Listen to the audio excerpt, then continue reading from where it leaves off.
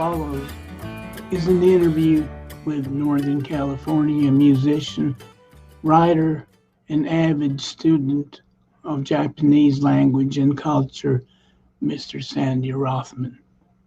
The recording took place on May 11th, 2021. Very few people I've met over the years have been as interesting to talk to as Sandy, who eloquently and in great detail shares some of his many memorable experiences over several decades in bluegrass music.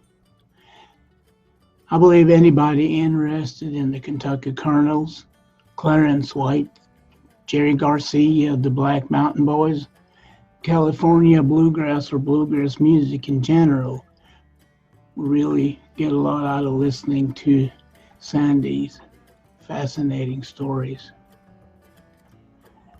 Besides Sandy and myself, we are joined by a couple of very knowledgeable friends, John Dill and Jason Johansson. The program begins with an excerpt from a Kentucky Colonels and Friends jam in December of 1964. Sandy Rothman and Roland White and the rest of the Kentucky Colonels doing one of Bill Monroe's classic duets, "Sweetheart, You've Done Me Wrong." It was recorded at a late night, early morning jam, somewhere around 2:30 to 4 o'clock in the morning at the home of Brooke Adams' Otis residence in Stanford, California. Our conversation starts mid-sentence with Sandy's account of Brooks Adams Otis, who was an important part of the bluegrass music scene on the West Coast back in the 1960s.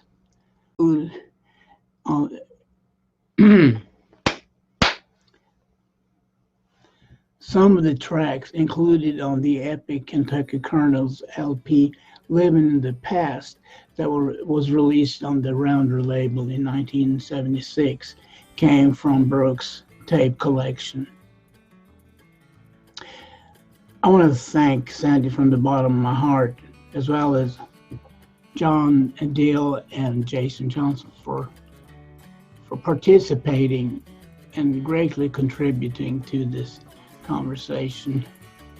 And without any further ado, I'm just gonna let Sandy give us his account of some key events in music he's experienced and some people he's crossed paths with while traveling down the seemingly endless road in pursuit of the essence.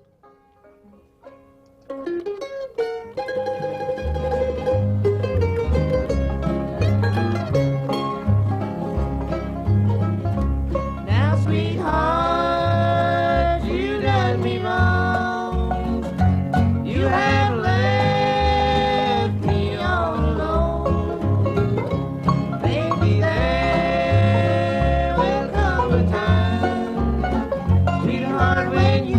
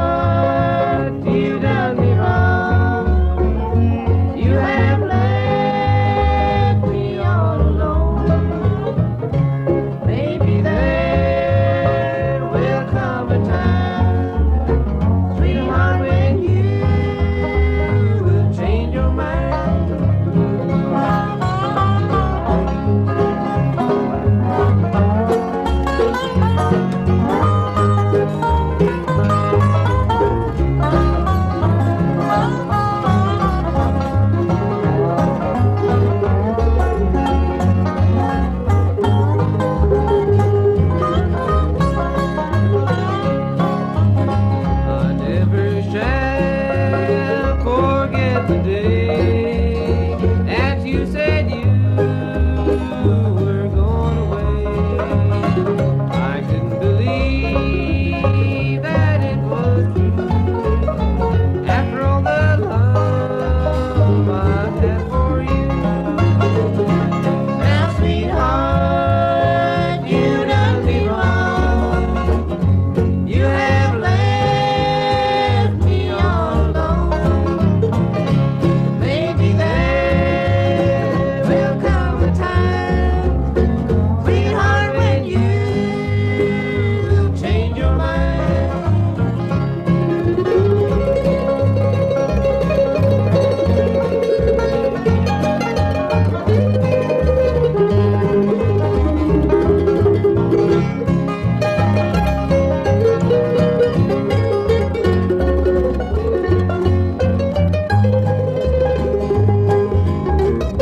The road is rough and rocky too, as I travel on there without you.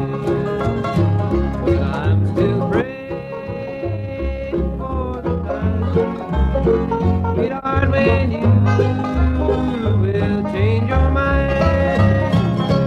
Now, sweetheart, you done me wrong. You have left me all alone. Maybe there will come a time, sweetheart, when you will change your mind. Later, he left that area and moved up to a Northern California town called Arcata and started a music store there called Wildwood Music. But before all that, when he was in Palo Alto, he was turning all those local guys there onto, excuse me, his bluegrass tape collection and his knowledge. And that's where the whole Palo Alto bluegrass scene started from, really, was from Brooks. Yeah. But now, I'm just not sure. I just have a feeling that maybe that jam session was after one of the Cabale gigs, maybe after the last one, and possibly the very same one where they got where they harvested those two guitar tunes that went on to that onstage Rounder LP. Yeah. I just think it's possible. Is that on YouTube? I don't know, Jan. I really don't know. You mean the offstage LP? Yeah, it's Don't I'm not sure. I'll look right quick. yeah. I You would mean the whole just- LP the whole LP or just those two guitar tunes? So Yeah. on I will the- say though, you asked the question about the guitars. When we played those two guitar tunes that are on that record, I'm quite sure that was his 18 that he had out there that night, and I think he may have been playing the 18 during that whole jam session, but I'm just not sure about that. Yeah. I don't even really remember singing those tunes with Roland. I was so blown away to be doing that. I guess I probably had my guitar and I was playing it. And Clarence, yeah, he could have been playing the 28, but you'd have to, and the sound is not good enough. I was going to say you'd almost have to go and listen to it and try to tell, but that'd be awful hard to do, wouldn't it, Jan? It's just not that clear. Yeah. That's there, that on stage, the Kentucky Colonels, and they also got one of the shows at the Cabale that you was talking about, Right. which was on 4th, 16th, 64. Oh, that's Yes, 16. That's about in the middle of it, I guess. I think it went till I think the 19th was the last night of it. I sure wish I could answer your question though about what Clarence was playing. First of all, I never was really good at noticing technical things like instruments, exactly what people played. Now, in the with the history and everything, I'm aware of Clarence's guitars to some extent, but back then, no. Most of the time, I could tell if he was playing the 18 or not. Do you know what year that 18 was? No, I don't remember. I've heard. You know, Jan? no. I've read that it was a 50, I think, 1950, somewhere in our early 50s is what I've seen a couple times. I don't know how true that is. Yeah, I thought it would have thought it was more in the 40s, but it could have been early 50s. When my friend John Arms gets his health back and can join you all, I think he'll know things like that. He'll probably. Great, yeah, great guy. I have really been enjoying our talks here lately. And didn't that guitar get stole or something, or? Well, I don't know the end result of that. Weren't you saying last time that guitar is in Japan now, or? But that was the one that Clarence ran over, Oh, yeah, that's what it was. It was one of them that got run over. That's what it was. Yeah. So, yeah, that's the terrible story about that. It happened just before, in what was it, May? I guess May of that same year, 64. Jerry and I drove down to L.A. Garcia and I drove down to L.A. We were going to drive across the country and go hear a bunch of bluegrass, and then we had heard from the Colonels that they were going back to Newport on their Newport tour, and we asked them if we could not go to Newport with them, although I wish we had done that, but just follow them east somewhere, or maybe they suggested. I don't remember how that came up the idea to do that, but they said, yeah, follow us. We're going to stop in Missouri at this old friend of theirs. Lived in a big trailer park way out in the woods somewhere, and he was a friend of theirs from, I believe, from Missouri there, who used to be living in L.A. My English is not very good here, but had relocated back to his home territory and invited them to stop there on their way east. So we thought that sounded like a lot of fun, and we caravanned. We followed their car, their Rambler station wagon,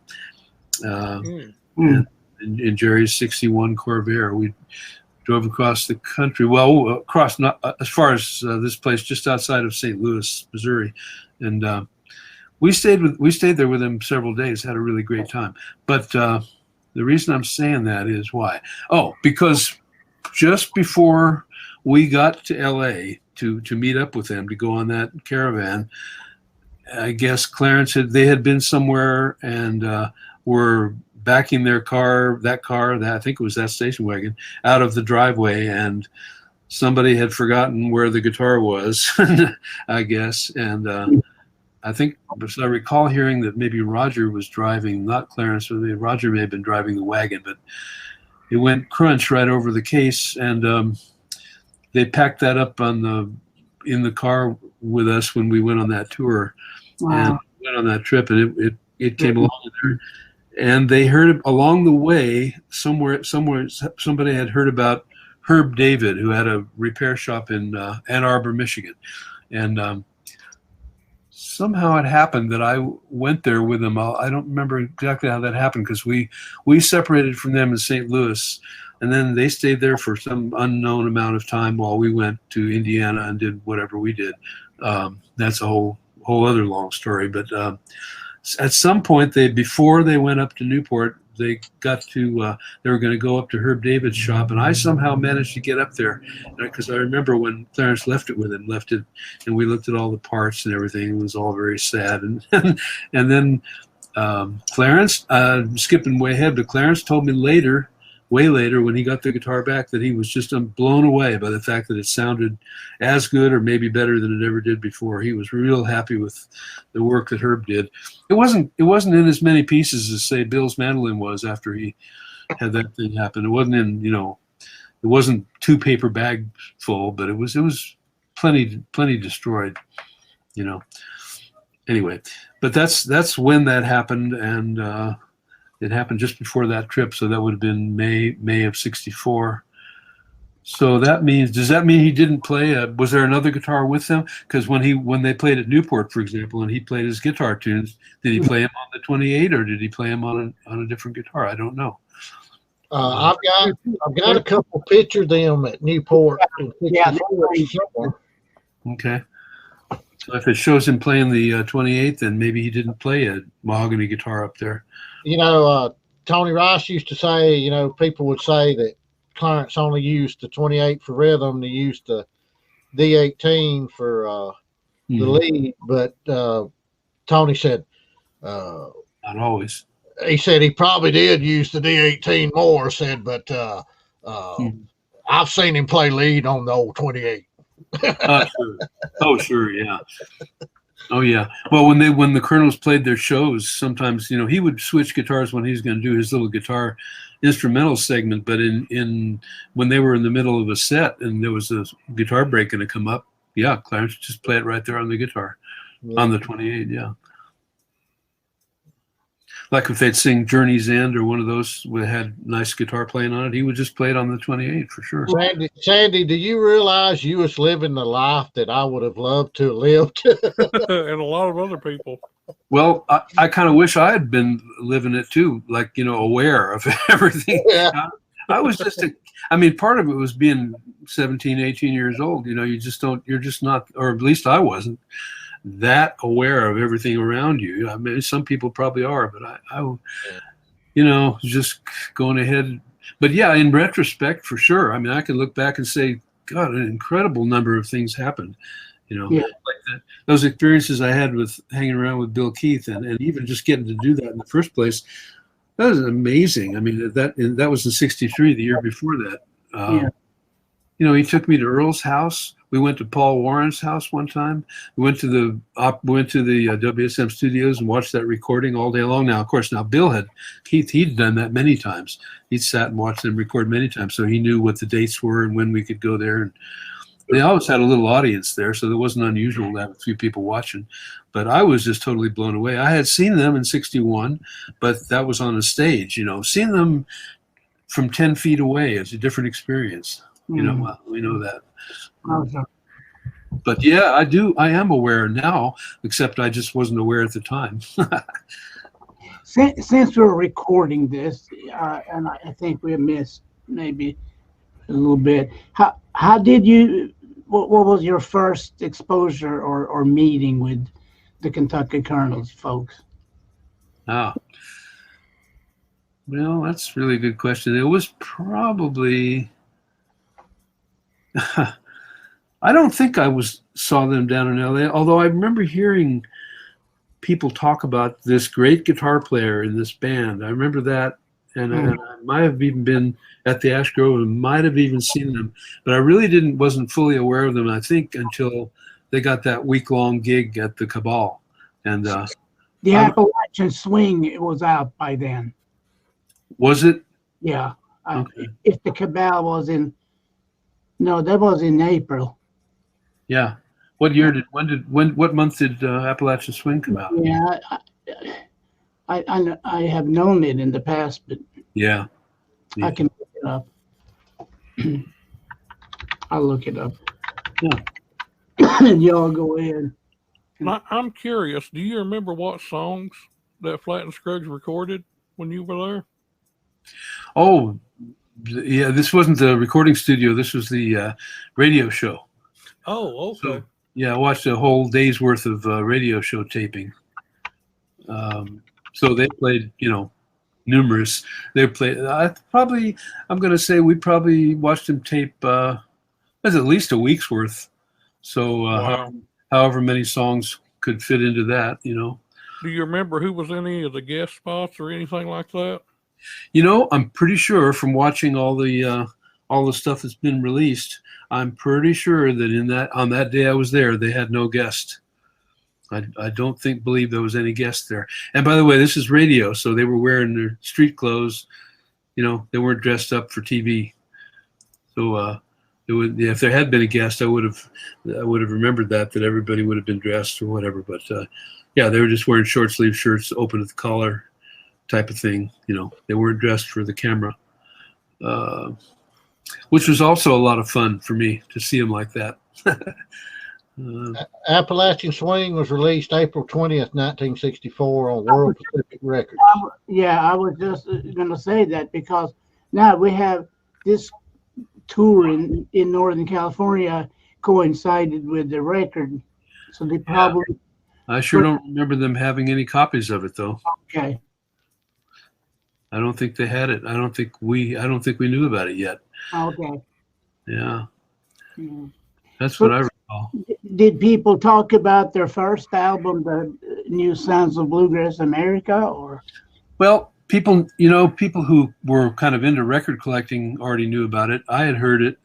Um, Scott Hambley probably had a copy of it, but around here, yeah, people. There were a few people, but back then there were very, very few people who were even that far into bluegrass or Right.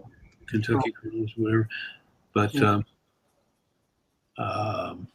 yeah, the first time I really was aware of them was when I was told they were going to be at the Cabale. I knew the Cabale. I'd been going there. I'd been seeing mostly blues artists. I was interested in who played there. Lightning Hopkins would play there. Jesse Fuller played there. And I would always go down. Brownie McGee, Sonny Terry, Brownie McGee would play there. And a little bit later on, I actually got to play there a few times. Cool. Well, actually, it wasn't even later on. It was in my very first band. We were just it was even before the Colonels played there. I played at the Cabale. It was probably it was. What kind of place was it? I mean, was it like a fancy place or a very unfancy place? But it was, back in those days there were a pretty good number of so-called coffee houses. The coffee small. Right. I mean, not the Ashgrove. If you know about the layout of it, was pretty large. The Ashgrove had a large auditorium-like room, and it also had a dining area, and it had a little bar area, and a little shop in front where you could buy stuff like records and books and things. It was quite a large floor plan. But the Cabale was just a little hole in the wall. It's still there. I drive by there quite often. Where it's located. Later after that, the Cabale became the Long Branch was a music thing, and then I think they divided the room up, and I think it's a jewelry shop now or something like that. But it's just it's just in a strip of stores along, the name of the street, San Pablo Avenue, corner of San Pablo Avenue and Dwight Way, and they were just little shops in through there, probably longer, like shotgun type, longer than they were wide. That's how they are. They're probably not more than maybe 30 feet wide, but probably 60 feet deep, 60 foot deep or so. Long, narrow room. The coffee shop, the coffee machine and sales area was at the back, and then the chairs and we're all in the front. And for a while, the stage was in the doorway. In the window that would have been just inside the doorway. And then when the Colonels played there, they had moved the stage to the side wall, the same wall that the coffee stuff was on. The north wall of the room, kind of along. So people were seated not very deep, since it was only maybe 30 foot deep, maybe not even. So probably like four to five rows of seats, and then real wide, So it was actually kind of hard to see the stage if you were out there on the edge. Yeah. But it wasn't really a factor, because if you listen to those tapes, there weren't many people clapping. There were an amazingly small number of people were there. They played there for that whole week to those. Yeah. Sound like 12 people. But I certainly can relate to that sound. Yeah, right. Yeah. But there they were with Clarence playing that incredible guitar, and just to think that only that few people were there to listen to it. I know. And then also blew my mind was that I guess I got to know him pretty quick during that week, and there was this guy named Campbell Coe who had a guitar shop where I was working up in a different part of town, and he knew about them. And I don't know that he came to the Cabale, but he said, bring him up to the shop. He had a big alley up there where he occasionally had music just informally. And I don't know, one of the afternoons they all said, yeah, let's go up there. So we went up there and traipsed up there, and the whole band and everything. And I think he put a mic or two out in the alley there and some little speakers he had. And, I think of it today, people on that, right around the corner of that alley is a street called Telegraph Avenue, which is kind of like the Greenwich Village of Berkeley. It's kind of a hippie district, or back then beatnik / whatever, and those people down there, walking, you could hear Clarence play Soldier's Joy on the guitar from all the way around the corner there. And it just blows my mind to think that whoever was out there, was hearing that live right around the corner there. Lord have mercy. Incredible. Yeah. But I think I got to know him mostly right during that. there was behind this behind the Cabale, there was a connecting little room or an apartment or something where somebody had thrown a couple of mattresses down on the floor, and most of them, or maybe all of them, stayed there, And I stayed there, hung out there some of the time. Oh, and also Campbell Coe, the guitar shop owner, said to bring him up to his apartment where he had his incredible record collection, mostly 78s, and he was a mostly jazz guy, but jazz and country, and very fine guitar player himself. And that happened in one of the afternoons before I think it was in the afternoon before one of the shows, or it might have been on a day off. There was also one day during that week that they didn't play there, and I think maybe it was that day that we went up to Campbell's place in the afternoon. Yeah, that's what it was. And he recorded, I recorded it too, but he set the machine up and he left the room mostly, and I kind of watched it when I wasn't playing. I also played rhythm guitar played a second guitar behind him, and we recorded a whole bunch of stuff, and you all have maybe heard some of that. It's usually labeled as the White Brothers at Campbell's apartment or something like that. Yeah, I've heard it. That's good stuff. Yeah, it is good, isn't it? I've got the original. I've got the master tape of Campbell's reel-to-reel and a digital copy I had made, and would love to see it out somewhere where everybody could hear it. I really don't know how to make that happen. But, I can help you with that. Yeah, we need to do something like that someday, because, and I don't know if you've heard, if that was John or Jason's talking there, but if you've heard all of what's on there, because there's also some vocals on there that Herb Peterson came up. Herb Peterson and Butch Waller stopped up there. They'd heard that they were playing up there, and they stopped by, and Herb sang a couple of tunes with them too, and that's kind of interesting. Yeah. Wow. All kinds of interesting stuff. There wasn't any other singing though. The idea was just to have a picking session. So, but when Herb and Butch came up, we just sang a couple. They sang on and something else. But then when they left, then Clarence went back to playing the tunes. I really like some of that stuff, and I don't know if you've heard it on the tape you got, but he does you can hear him talk a little bit on there, because I think I asked him to play Under the Double Eagle, and he said something like, "No, I haven't played that in a long time," and and then he played it, beautifully. Yeah. Is that available on the internet? I have no idea. Maybe those guys know. I heard it somewhere, so I think so. There's some of it. I don't think it's the whole thing like Sandy was saying, but there's. I heard some of it somewhere. Mm-hmm. Try to find something that, or I can see what I can see. I'd like to have a release on it myself. I mean, I don't care who does it, but I'd like to see it as a project. I think it should be I know CDs are going away, but I think it should be maybe the last White Brothers CD or something like that. I'd like to see it released that way. Yeah. So Definitely. Could do it, but I remember I talked to Roland about it years ago, and he said, I kind of like, would it be okay or whatever? And he said, oh yeah. I said, the only problem is people always say things like that and then never do it. And I kind of feel bad about that now, because that's how the way it's turned out. I never did do it, but I've got the original. Yeah. Wow. Let's see. Do you remember, or do you have one in particular you want me to play from this jam that you all did with you on the vocals, of course? Well, whatever. I mean, I don't have it in front of me, but there were a couple. There were a couple in a row where there were vocals. There wasn't Toy Heart and the other. What's the other? Of course, Toy Heart. I screwed the words up on that, but I don't care.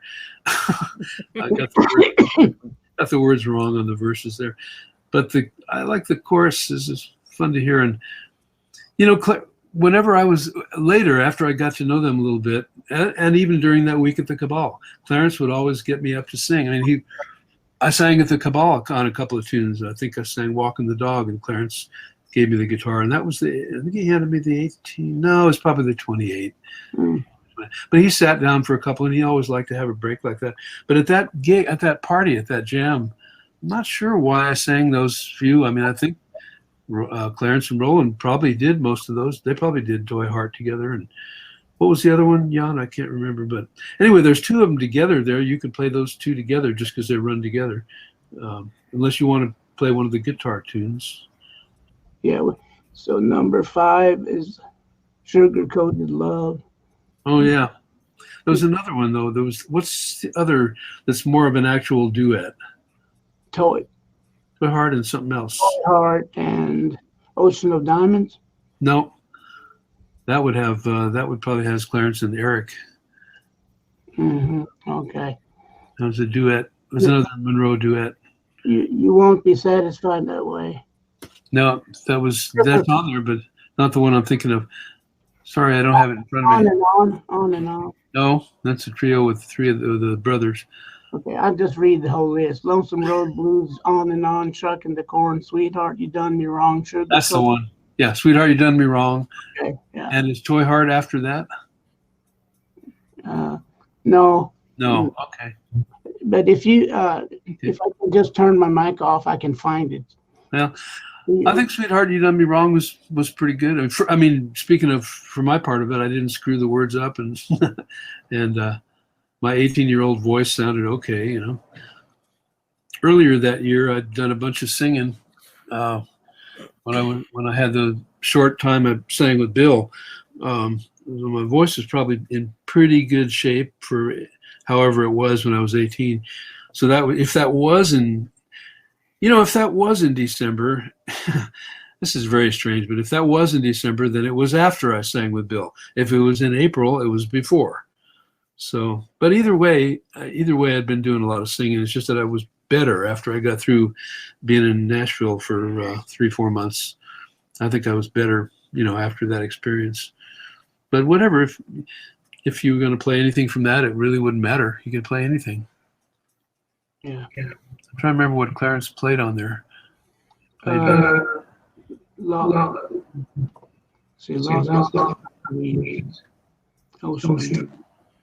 instrument, Arkansas Traveler. Oh yeah, that's right. Yeah. Which he played a little unusual, as I recall. He played it with that figure style rather than the individual note style he usually did. That was something he was fooling around with or working on. Very nice, but the recording doesn't do it justice, I guess you're probably lucky that whoever that guy was did that recording in the first place. Let's see.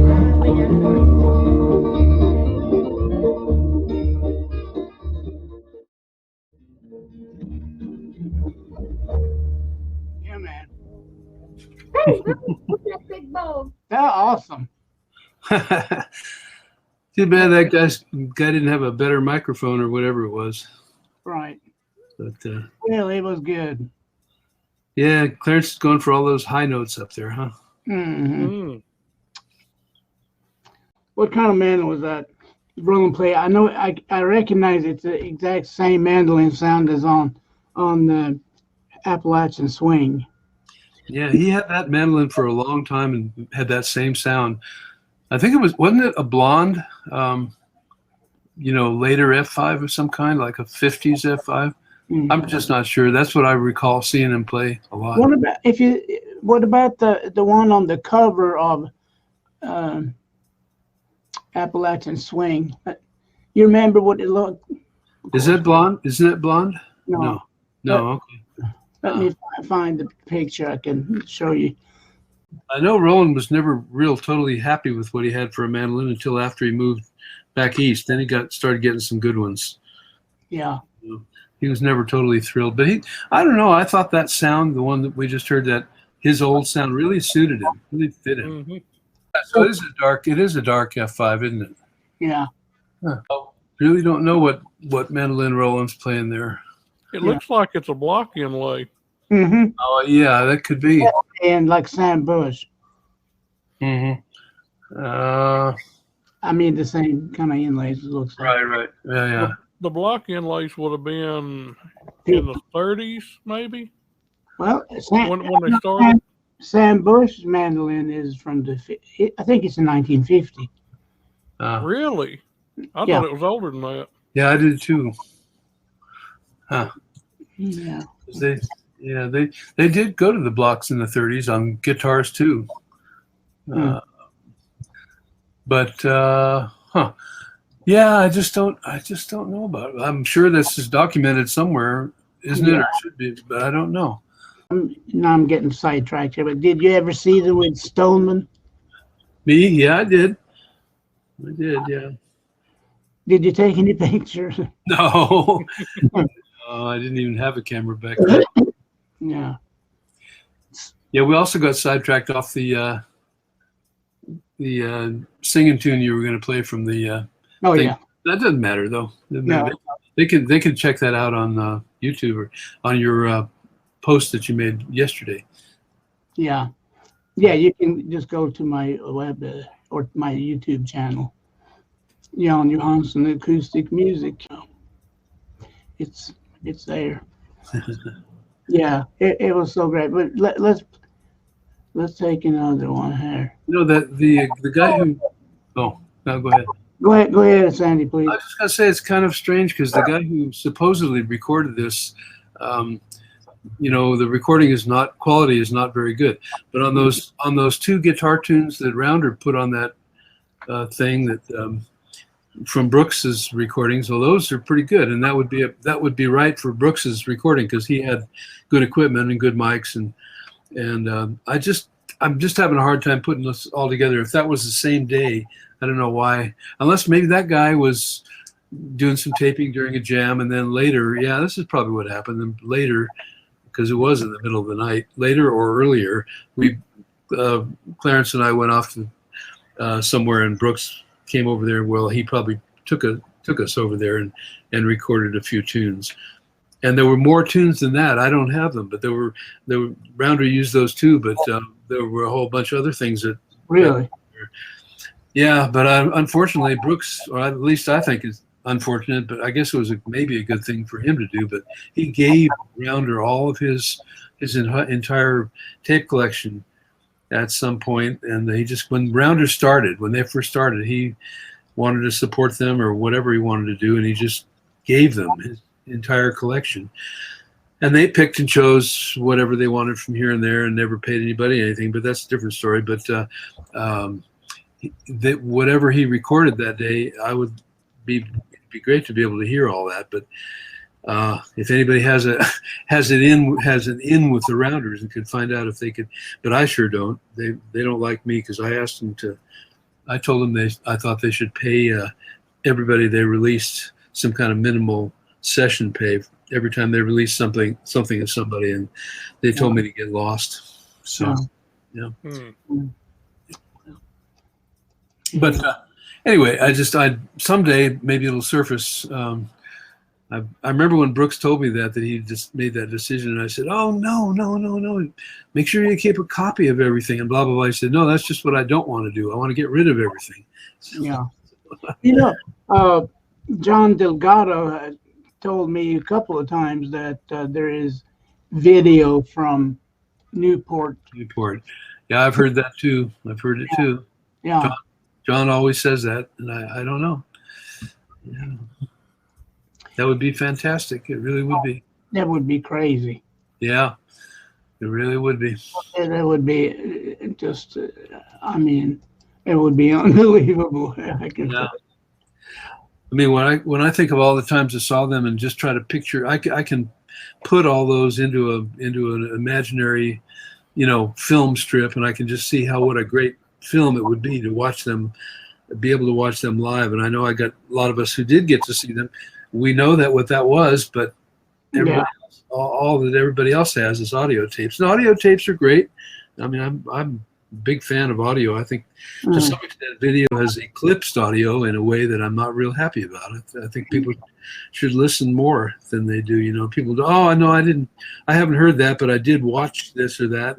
Well, watching is good, but listen too, But in this particular case, it would be like if you didn't have any video of Tony Rice, or you didn't have any video of Bill Monroe, or you didn't have any video of Flatt and Scruggs. Just think what it was like for everybody when those Flatt and Scruggs videos became available. Mm-hmm.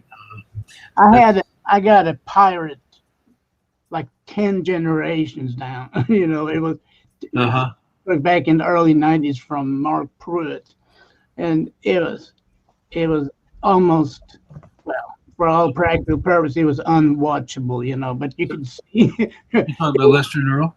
It was Sylvester and Earl, you know. It's Yeah, I had some of that real early stuff too. Did yours have the timing run across the bottom of it? yeah, some of them, yeah. Yeah, yeah. Oh yeah.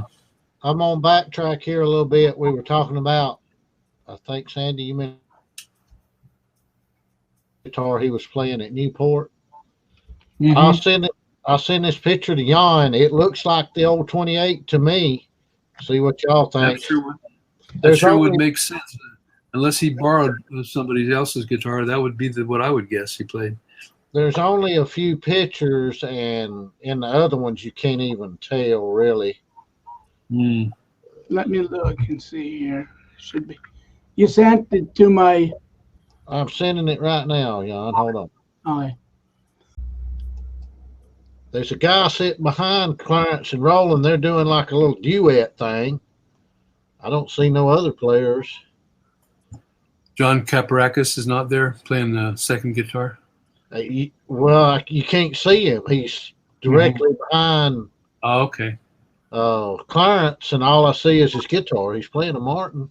You can't see it. You don't see a shirt or part of a shirt or anything, do you? Because I remember the kind of shirt he wore. It was like a white shirt. His sleeves white. it's, Maybe Jan get it pulled up here in a minute. yeah. Let's see what's that. I thought he was wearing something like a textile, like an ethnic textile of some kind, like a Mexican shirt or something that you might have seen around that time. Them big old round microphones at Newport. I wonder what was them things. Now it's going up. Now, whoa, there it is. There you go. Okay, small. But, Yeah. You can't see the guy. I'll bet it is John Caparakis, though. Or it could be the next person waiting to go on. That's Doc Watson. Yeah, maybe. Although the pick guard, yeah, maybe. He holding like a bottleneck or something. Oh, Not necessarily. from what I found on the internet, that's where Doc met Clarence, was at Newport 64. No, probably so. Yeah. Although, let's see. Didn't they meet at the Ashgrove? Yeah, I think Doc and Clarence Ashley and them played the Ashgrove in '63, didn't they? 63, I believe it was. Yeah, that's when they met Doc. Yeah, I think they got this wrong here. The day Doc Watson met Clarence White. Well, that's easy. People say things like that. Yeah. Yeah. But it's hard to tell what that guitar is. But it's, for one thing, it's not dark enough to be the 18. And they don't seem to be no fret. Can you tell? Dots. Can you be close enough to tell that? Yeah, on my phone I can zoom right in on it. Have you tried put your mouse over that picture and double click, and it'll make your screen bigger, full screen? John, when you zoomed in on it, could you tell if there was white binding on it? It looked like herringbone binding on it. Yeah. I mean, I'm gonna save it to my computer and then. Then you can zoom in. In front of the sound hole, if you can tell, I can't tell if it's a mic stand or right there at the edge of the sound hole. It looks like there might be some white binding on the end of the fretboard. There is. And it looks like the fretboard is extended a little, like it would be. That's what I was thinking. Yeah, and there's no fretboard markers, so. Sandy, did you see those pictures I posted some time ago of Monroe with Clarence and them in Boston? Yeah, I think I did, but it's been a while ago, hasn't it? Yeah, it's pretty. I was so happy to finally see a picture of Monroe and Clarence. Yeah, that's really neat. Yeah. So there's no audio of the Colonels at Newport that's been. Oh yeah, it's an entire album. Oh, okay. That's what I was thinking. Yeah. I want to revisit that. Y'all got me curious about all this. Well, that's where Doc and Clarence plays, like some instrumental Mhm. It's, I think it was listed as like guitar workshop, but they're just playing short versions of fiddle tunes. And it's really interesting. Mhm. Really interesting. I've got something of them. It might be like 30 minutes long, maybe not even that long, of them playing guitar tunes together. And the description on it said that they were rehearsing for a studio recording or something, some kind of rehearsal of some kind. And this was what year? I assume it would have been early to mid 60s. Well, sure never heard about it, but Did they ever record an album together? no. Okay. Well, that answers that. Well, but not to say that they might not have talked about it or planned on it or something. Yeah. It also sounds like something, very wishful that somebody created. Yeah. Well, I mean, it's definitely them playing on Oh, the yeah. audio, but it sounds like they were sitting, Now, in front of. what is the audio? Where is the audio? It was on. I saw it. I think on Sugar Megs. And it was Doc and Clarence. That's what it says on I- the I description. I've seen. I've got it somewhere. I burned it off on a CD. Yeah, because I saw something listed as Doc Watson and Clarence White. Let's Pretty see. hard to. It'd be hard not to tell it, right? I mean, I think both Clarence and Doc are very distinguishable. Yes. Yeah. And I listened to Clarence White quite. What I've got is actually got them talking a little bit on it. It's best I recall. And That'd be neat to hear. what I can tell, I'll try to put that on my computer and maybe send a copy of it on. Mhm. Yeah, I'm sure That might have been one of the ones that was on that. Well, it's Doc Watson, Clarence White, Newport Folk Festival, 1964. Yeah. By the way, Jan, When you you- still don't have any. I mean, I'm looking at whatever I'm seeing here is. I don't know what it is. Facebook, it looks like. Yeah, bring. That's my sister right there. But, I posted that picture on your page, John. okay. Let me. I guess I'm a little slow. I apologize, friends and neighbors. Oh, that's okay. I just wondered if there was something I was supposed to be looking at there. Oh, no. On a completely unrelated topic, Sandy, I sent you a message on YouTube the other day, Oh, and you had left a comment on the where I was with Joe Isaacs. We done that Happy Mother's Day song, and you was wondering what year that was recorded. oh, That video, and it would have been the summer of 2000 was when we filmed that. oh. Was it Happy Mother's Day or Happy? Yeah, that's it. Oh, did I see that? Huh. Okay. Yeah, you left a comment. You was wondering when it was filmed. Okay. Tell me what the link, what the YouTube thing is again. Hang on just a second. I'll post it. I'll Oh, post it in the chat over here. oh well. Okay. I mean, I can go looking for it.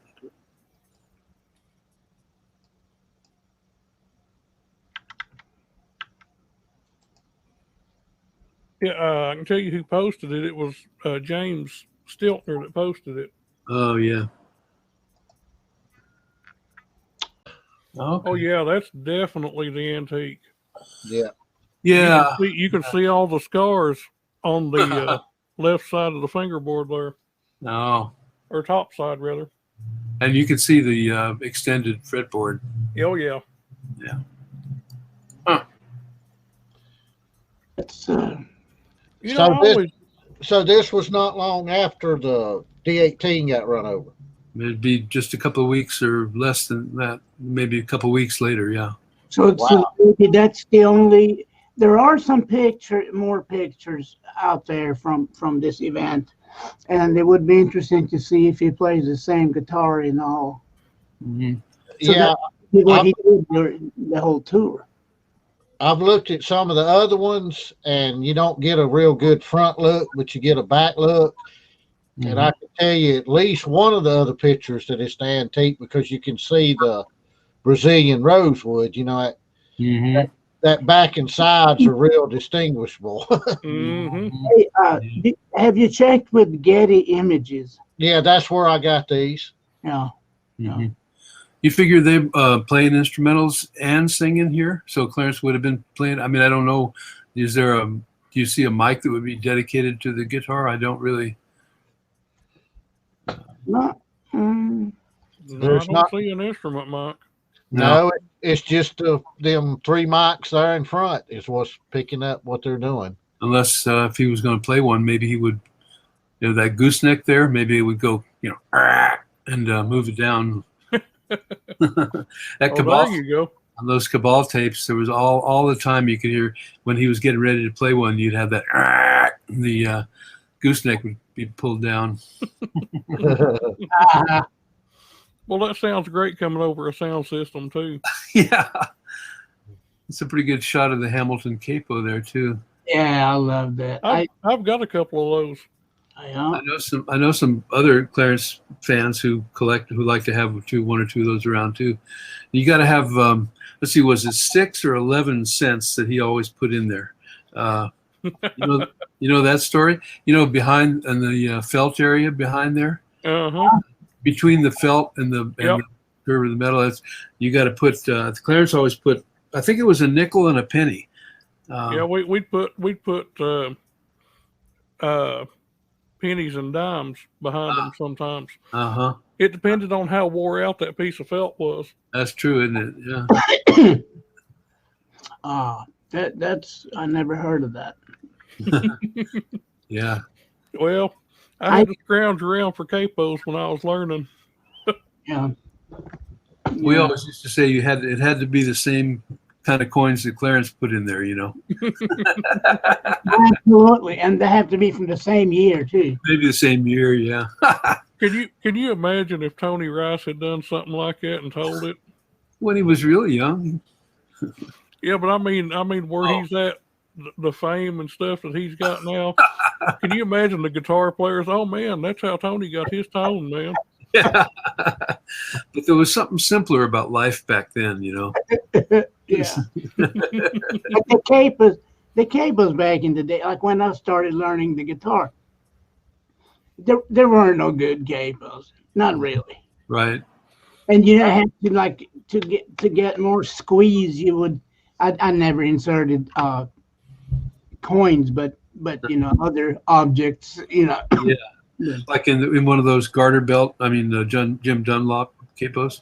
A lot of people used to put things in behind there because even if you had it up to the tightest hole, it sometimes wasn't enough, for a real thin neck. They were. I remember breaking one. Okay. You talking about the ones that had the elastic band that get stretched around? Uh-huh. Oh, I hated those. Yeah. The garter belt capos. Best thing that those were good for is playing a dobro. Oh yeah. Well, the one thing about those Hamiltons, the plastic over the front was a pretty natural sound. It had pretty good, because some of the capos that came along had a rubber, kind of a silicone rubber that's too soft. You want some softness, but that material that Hamilton used had a pretty natural open sound. Yeah, the ones you talking about will give you a kind of a muted tone. Yeah, they do. Yeah, they do. You have to wonder if Jimmy Martin used one of those on all the recordings he done. Oh, you know what he used though, don't you? He always used the whatever. What is the real name for him? A lot of people used to call him a cousin Elmer capo, but the one that was a spring back. Oh yeah, I've got two of those. Oh yeah, got the cork on them to hold the strings down. Oh yeah, almost down. You got to run a little bit of like when you listen to Jimmy's sound, there's just a little bit of cork sound there, There's it's not all the way down, And a lot of string buzz. That's what I mean. Yeah. Yeah. Oh, those are everybody used those, and boy, they tore up the neck. You know how they tear up a neck. Larry Sparks still uses one. He does. He absolutely does. Yeah. I mean, it works for him. So, Oh yeah. As Briscoe Darling used to say, more power to him. Power to him. Exactly. Yeah. Yeah. I have used a pencil and 2 rubber bands. Now that really happened a couple times. Oh, I know that too. Yeah. Yeah. I actually did that recently. Had a jam session, and I had a new guitar that a guy over here had built, and I forgot my capo. Forgot to put it in the case. So we had to scrounge around, and we finally found some kind of a colored pencil, and had to whittle it down, so it wasn't sticking out 3 foot from each side of the neck. Yeah. Yeah. Yeah. I kept the pencil just for a memento. I think McKinney made Tony the first McKinney Tony had, I think, was in 83, 82. 83, around the tour they did that tour. Yeah. In 83, and now I had a Tony Rice capo. It was during the time that mid 90s, early to mid 90s, when him and Stokes, I think it was making them, or was it Elliott? No, Stokes. Can't remember the other guy's name. Zane knows all that history on them McKinney capos, but I had one. That thing was finely jeweled. That's the best capo I ever had. And I gave about $50-something for it, and years later I found out they were bringing big money around about 2010. Wow. And somebody offered me $200. Well, they asked me what I wanted for it, and I said, well, I don't really know the worth. They said, well, I was thinking he's going to say 100, maybe 125 or something. He said, I'll give you $230 for it. And I'm like, okay, but I wished I hadn't sold it now. I really did. For sure. Yeah. I know where two Tony Rice capos are at that's got his name on them. Richard Bennett's got one, and Frank Powell up in Berea. Last I saw him, he had one. Yeah. And they had both come from Tony roundabout. Yeah. Tom, he was a good guy. I talked to him a couple times. He was just Tom McKinney. Yeah, he's a real good guy. You probably knew him, didn't you, Jan? We were pretty good friends, actually. I was honored to be invited to his house to jam and then play maybe 1 or 2 gigs with him back in the 80s. Tom was pretty private, so it was me and Mark Keller who played in Southern Connection, if y'all remember that band from. Yeah. Mm-hmm. Yeah. Me and Mark and Well, when I was pretty young, I really wanted a McKinney capo for the banjo. I never did get an original. Sure would love to have had one. Yeah. But now there's a lot of good ones. How much are they worth now, do you think? Yeah. Like 80s, early 80s McKinney. Like a banjo capo or a guitar? Making guitar. Oh, yeah. I imagine any of them, if they're in decent shape to good shape, you're hundreds of dollars. Mm-hmm. Easy. Yeah. No. I tell you, the best banjo capo that I ever had, and these were close to being as good a quality as the McKinneys, and that was Frank Neat had an engraver that worked with him for a while. And I ended up, mine was numbered. It had number 74 on it. And I left it over in Jackson, Kentucky. Yeah. At a little venue that Dave Evans used to play at. And he was running it at the time. Mm-hmm. And I was playing with Vince Combs. Yeah. Yeah, man. And I took that capo off. He must have done a song in C or something, and I needed a longer capo. And I took it off and forgot it like a big dummy. Oh, that's so sad. That was a good capo.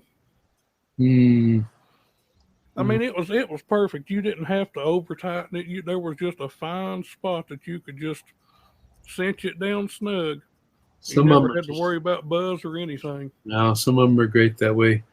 Gary Bushhorn, a guy in Ohio, used to make a beautiful capo that always set just right like that. But they weren't that type. They were the type that screwed in from the back, like the old European style. But that one I had of Gary's, I still have it, is I don't use it anymore, but it's got that same quality. You just turn it about 2.5 times, and it just sits right on there, just perfect. I see someone using a capo on Madeline. Now, come on. Yeah, that is about as uncool as it gets. Oh, come on now, guys. Heard Ralph Stanley did it. On the mandolin. Yeah. I did it for Menace. We were doing a radio show down in Nashville when I was playing with Otis, and he'd always do a song in A flat, and I hated playing in A flat. Yeah. So when we done it at that radio show, I'd had a banjo capo with me, and I cinched it up there real quick before he had time to say anything. I forgive you, but it's kind of hard to forgive you, actually. No, but if you look at, for example, Bobby Hicks, a couple of his classic breaks, like the kickoff and did on Ricky Skaggs' album with Little Cabin Home on the Hill, where he and Tony. Oh, yeah. That it's in B flat. It sounds in B flat, but Bobby's fiddle is retuned to half step. So he's playing that stuff in what would be for a fiddle player in A. Yeah. With the half up, and he does it also in Blue Ridge Cabin Home. Blue Ridge Cabin Home, yes. Mm-hmm. You know what, Bobby can play in any key, so I assume he just figured out the breaks in A, and then they wanted to change the singing key, because Bobby Hicks doesn't need tricks or like tuning, but he had come up with such a good break in A, so I didn't see it's just such a classic, I have a question. Did Flatt and Scruggs tune down a half a step? Up. I've heard that they tuned up. Yeah. Up. That's what I was heard. I knew it was one of them, because on some of them you'll see. Well, for example, if you look at some piano sheet music for Foggy Mountain Breakdown, there is such thing. The transcription is in G major. I mean, in G sharp. Oh, yeah. Well, that's what I was going to say. If you listen to the record and try to tune to it, it's definitely in G sharp. Yeah. Those music writers wouldn't know any better. No. But then again, you got to take into consideration also the studio. From the time that they recorded something to the time it was released, it could have got sped up. No, I mean, I can't say exact source, but it seems like I've read it in several places that Flatt and Scruggs would intentionally tune their instruments. I've heard that. Half step sharp. Yeah, I think G sharp or A flat or whatever is just a really perfect natural key for Lester to sing in. Yeah, it was. Yeah, that's why they done it. I think most of Lester's voice. He would sing stuff in G sharp and F sharp. Yeah. Where people avoid those chords like the plague anymore. Yeah. He had no problem with F. You watch him, he could hit that F shape, no problem. And another thing was the chord, like if you're, and I thought about this later on, never thought about it when I was younger, but some of the chords that they would do some of those songs in, it was easier to do the next song. Yeah, sometimes. Yeah. Well, I mean, you listen to some of the recordings of Tony Rice playing with Crow, and they would do, they'd kick off like with East Virginia Blues, and they'd be in B flat, And the very next song they would do is like, Rather Be Alone or something. well, no, not that. They do on the Rounder 44. There's a cut that wasn't released, and it was on the Cracker Barrel. And they do Why Don't You Tell Me So? And Tony's playing out of E. Okay. Capoed up 3 frets, but they do it in G. Oh, yeah. Yeah, that makes sense. So I wonder, if that was a contributor on some of that stuff. I'm sure it was. Yeah. It would make things go smoother. Yeah. If we go back to 1960, I'm kind of getting sidetracked here, but I just had a thought here. So if we go back to 1963, the album New Dimensions in Banjo and Bluegrass was recorded there in LA somewhere. And it had, of course, it became that LP. It was on the Elektra album, Elektra label, but it became the soundtrack record on Warner Brothers that became the soundtrack album for the movie Deliverance. Mm-hmm. And there's a bunch of tunes on the album. So what they did, they removed 2 instrumentals. They're all instrumentals, but they removed 2 and replaced them with one side, or maybe they were both on the same side, but dueling banjos.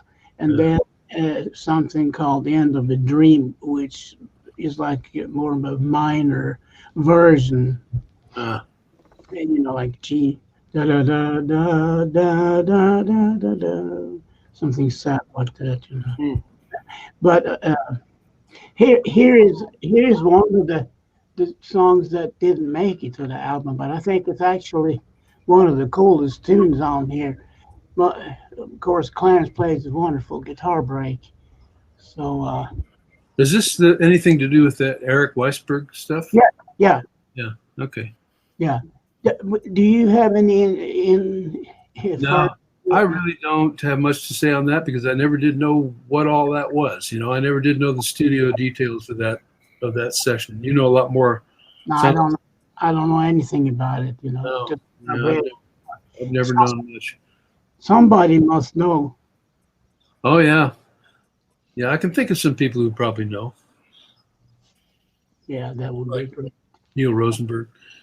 This was recorded in '63. Yeah. So let me play this tune right quick. It's called No Title Yet Blues. Oh, And yeah. Butch Baldassare had recorded it or was going to record it. And he, I don't know where he had learned it, but he said he had never heard the original. But excuse me, Jan, No Title Yet Blues is on that record, isn't it? Or it's on some record. It's not on the Warner Brothers, the soundtrack album for Deliverance, but it's on something, isn't it? Isn't there a Clarence White instrumental album that's got that on it? No. It's Well, somewhere. It's released on something, isn't it? No? Yeah.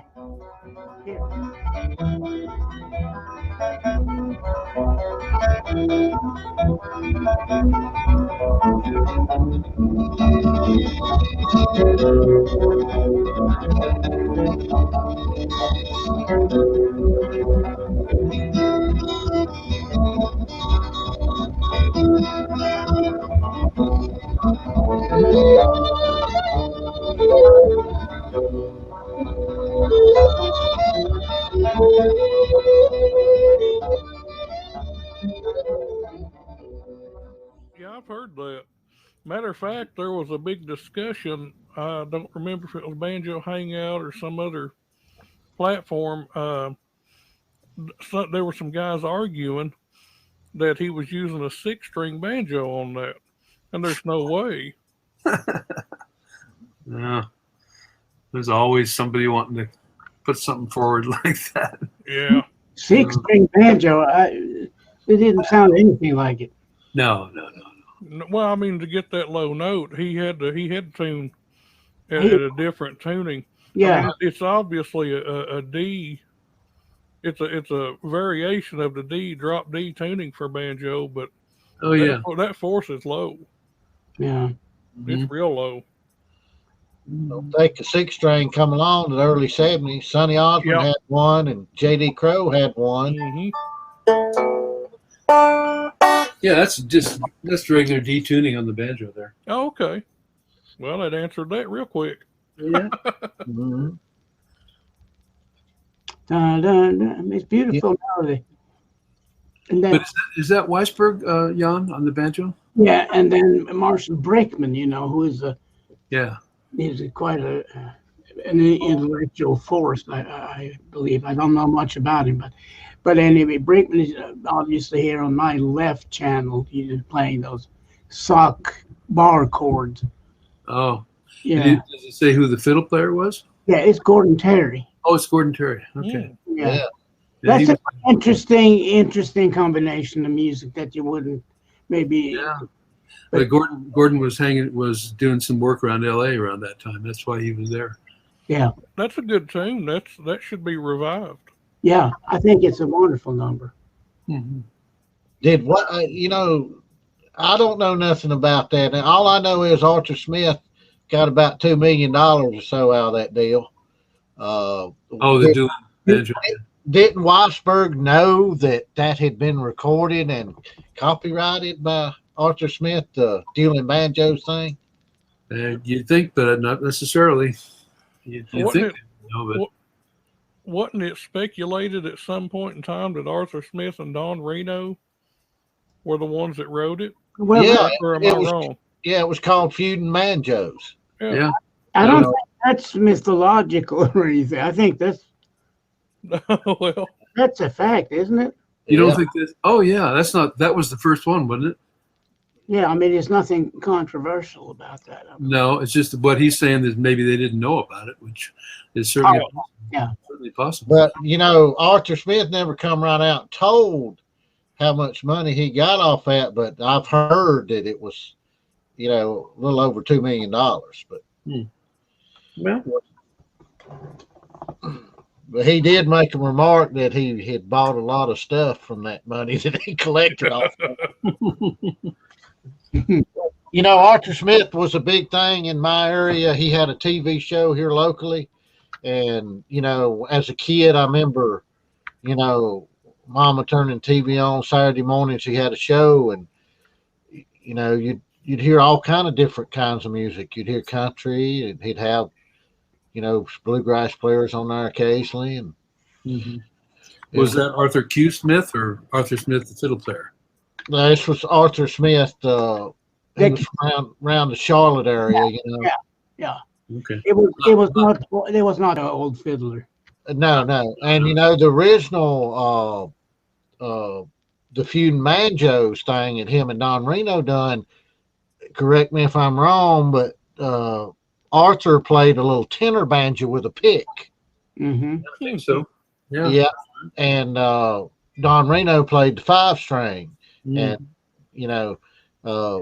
Arthur do a lot of little fast picking that was kind of reminiscent of the old ragtime stuff, or whatever. But That's a great recording, that old.